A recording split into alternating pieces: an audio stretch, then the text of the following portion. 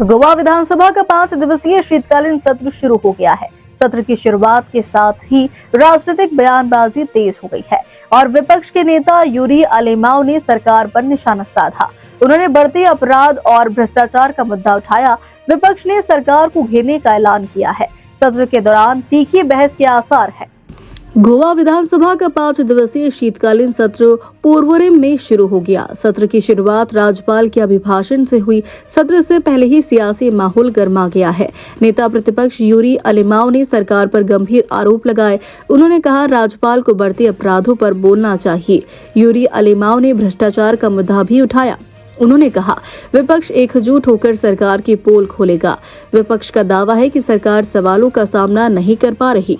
Yuri अलीमाव ने सरकार की ताकत पर भी सवाल उठाए। उन्होंने कहा सरकार जनता की समस्याओं से मुंह मोड़ रही है। विपक्ष ने सत्र के दौरान आक्रामक रुख अपनाने का संकेत दिया। उन्होंने कहा जनता से जुड़े मुद्दे सदन में उठाए जाएंगे। सत्र के दौरान कानून व्यवस्था पर बहस होने की संभावना है। साथ ही विकास कार्यों की भी समीक्षा की जाएगी। सत्ता पक्ष और विपक्ष के बीच तीखी नोकझोंक के आसार है। विधानसभा परिसर में सुरक्षा के कड़े इंतजाम किए गए हैं।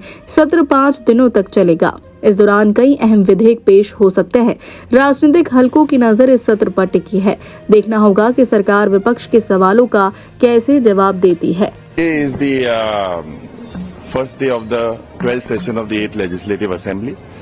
We expect the Honorable Governor to raise issues or to raise or address the issues of the concerns regarding innocent lives that were lost. It was nothing but a murder.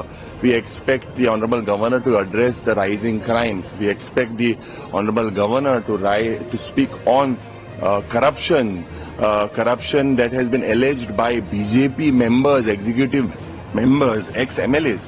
So all these issues of the way you see today, the Prime Minister talks about na khaunga, na khane dunga. Here in the state, इधर तो सब मिलजुल के खा रहे हैं.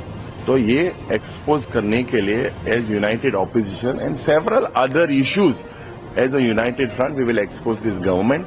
Whether the Honorable Governor, who is a statesman, speaks about issues plaguing the state, or will he read another script given by the government? This is something that we will know in a few days. But definitely this session, although short, this government does not have the strength to face the opposition. But we will make sure that we expose this government, and we will make sure that short session, but this is not going to be a sweet session. Session is going to be very spicy for this government. There is no other choice. We are here not towards political parties. We are here to save the little that is left for Goa, and all of us are going. What is the main issue on your agenda?